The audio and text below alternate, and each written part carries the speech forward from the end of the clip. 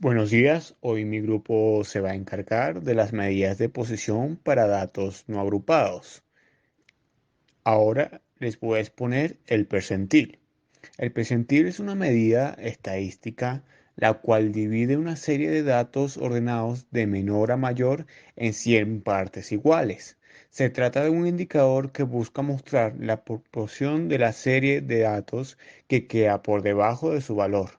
Un percentil es una medida estadística para comparar resultados. Nos permite saber cómo está situado un valor en función de una muestra. Como podríamos hablar si hablamos de bebés, nos permitiría comparar los datos de nuestro bebé con otros de sus mismas características. Estas serían la edad y el sexo.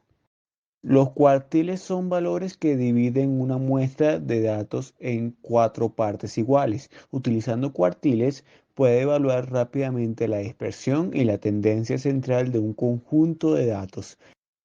Un decil es cualquiera de los 9 valores que dividen a un grupo de datos ordenados en 10 partes iguales. Un decil es una de las posibles formas de un cuantil. Otras incluyen el cuartil y percentil. Un decil se utiliza principalmente para definir sectores socioeconómicos según ingreso per cápita familiar. Un quintil es un cuantil que divide una distribución de datos ordenados en 5 partes iguales. Hay que tener en cuenta que tendremos 4 quintiles. Asimismo, es muy útil en diversos análisis como el económico.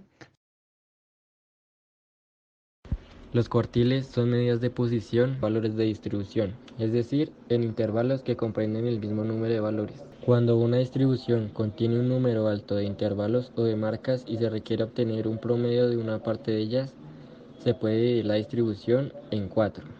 Los cuartiles son los tres valores que dividen al conjunto de datos ordenados en cuatro partes porcentualmente iguales. Hay tres cuartiles denotados, usualmente Q1, Q2, Q3. El segundo cuartil es precisamente la mediana.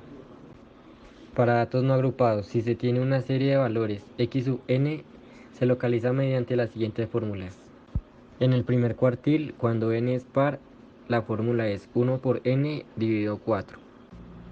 Cuando n es impar, la fórmula es k por n más 1 dividido 4.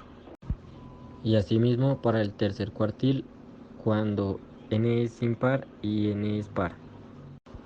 Los deciles. Los deciles son ciertos números que dividen la sucesión de datos ordenados en 10 partes porcentualmente iguales.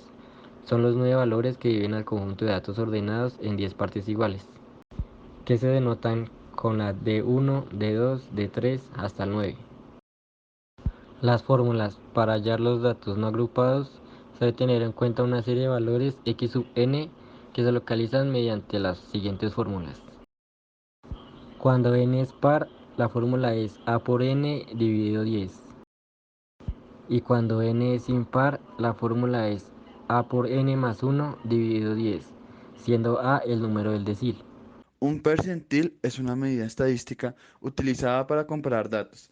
Consiste en un número de 0 a 100 que indica el porcentaje de datos que son igual o menor que un determinado valor.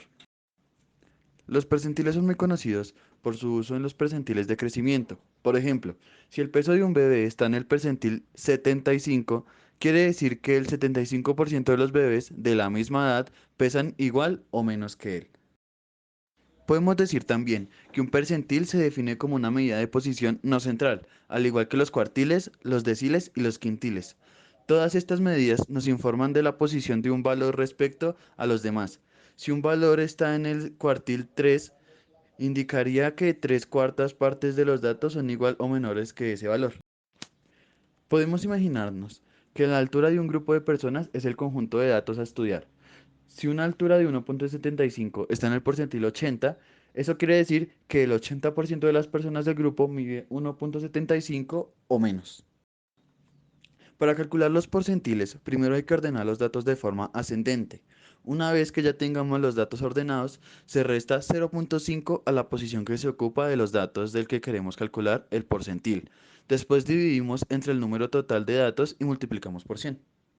En estadística, los quintiles son cuatro valores que dividen un conjunto de datos ordenados en cinco partes iguales.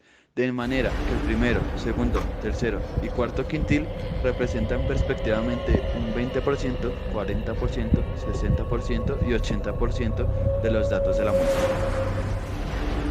Para calcular la posición de los quintiles de una muestra o población estadística, debemos multiplicar el número del quintil por la suma del número total de datos más 1 y dividir el resultado entre 5. Por lo tanto, la fórmula de quintiles es la siguiente.